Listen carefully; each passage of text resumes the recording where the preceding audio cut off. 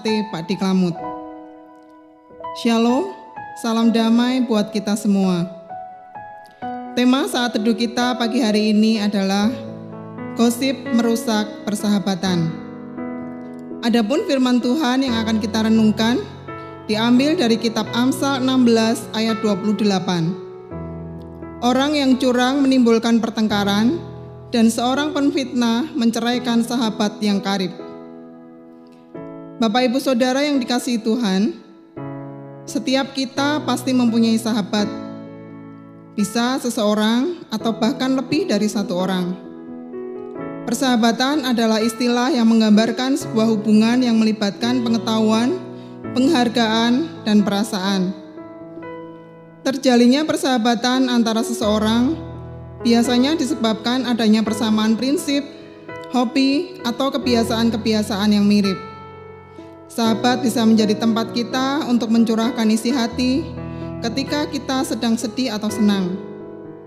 Dan saat kita sedang merasa takut dan banyak pergumulan, seorang sahabat bisa menemani, mendengarkan, dan menguatkan kita.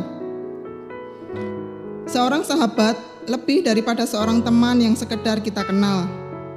Sahabat selalu ada dekat dengan kita dalam segala keadaan, baik senang maupun susah. Persahabatan memang memberikan warna kehidupan yang lebih bahagia dengan saling melengkapi satu sama lain.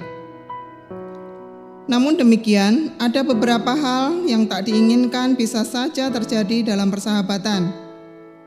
Hari ini Alkitab mengingatkan kita melalui Raja Salomo dalam Amsalnya Pasal 16 ayat 28. Orang yang curang menimbulkan pertengkaran, dan seorang pemfitnah menceraikan sahabat yang karib.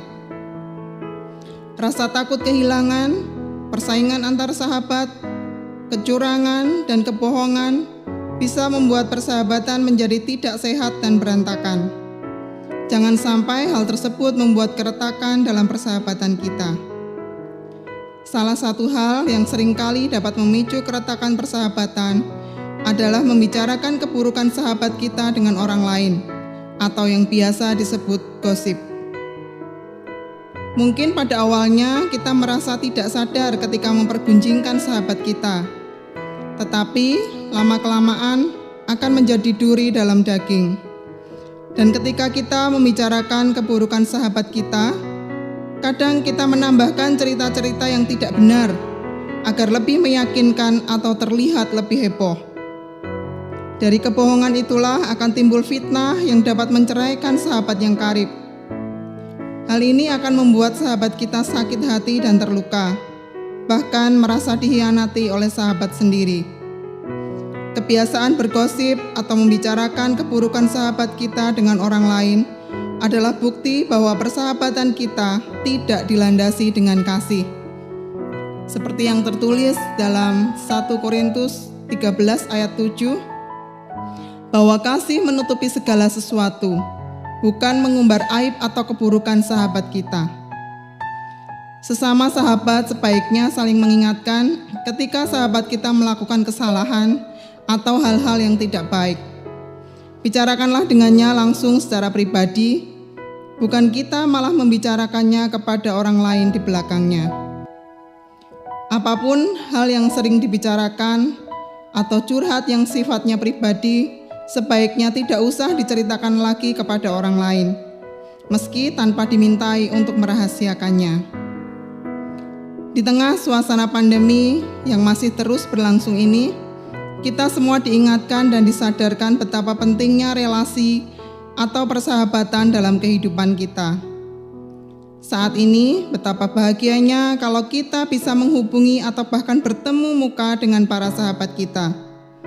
Sungguh, sahabat-sahabat kita adalah anugerah atau pemberian Tuhan. Mari kita bersama meneladan Tuhan Yesus yang selalu setia menjadi sahabat kita dan bahkan rela memberikan nyawanya sebagai tebusan kita dengan menjadi seorang sahabat yang menaruh kasih setiap waktu dan menjadi seorang saudara dalam kesukaran. Seperti yang tertulis dalam Amsal 17 ayat 17. Amin. Mari kita berdoa. Segala puji syukur, hormat dan kemuliaan hanya bagi-Mu Tuhan Yesus, Allah Bapa dan sahabat kami. Pagi hari ini Tuhan, kami bersyukur atas berkat anugerah-Mu yang luar biasa bagi kami. Berkat keselamatan, kesehatan, sukacita dan pengharapan yang baru setiap hari. Terima kasih Engkau sudah mengaruniakan sahabat-sahabat terbaik dalam hidup kami. Ajar kami untuk dapat mengasihi sahabat kami dengan tulus hati dan menjaga persahabatan kami supaya tetap indah. Ampuni kami Tuhan, ketika seringkali kami membicarakan keburukan sahabat kami, ketika kami menyakiti hati sahabat kami, dan ketika kami menyimpan kesalahan dalam hati kami. Engkau Tuhan kiranya berkenan mengubahkan hidup kami seturut kehendak-Mu. Seluruh aktivitas kami hari ini Tuhan, kami serahkan dalam kasih penyertaan-Mu.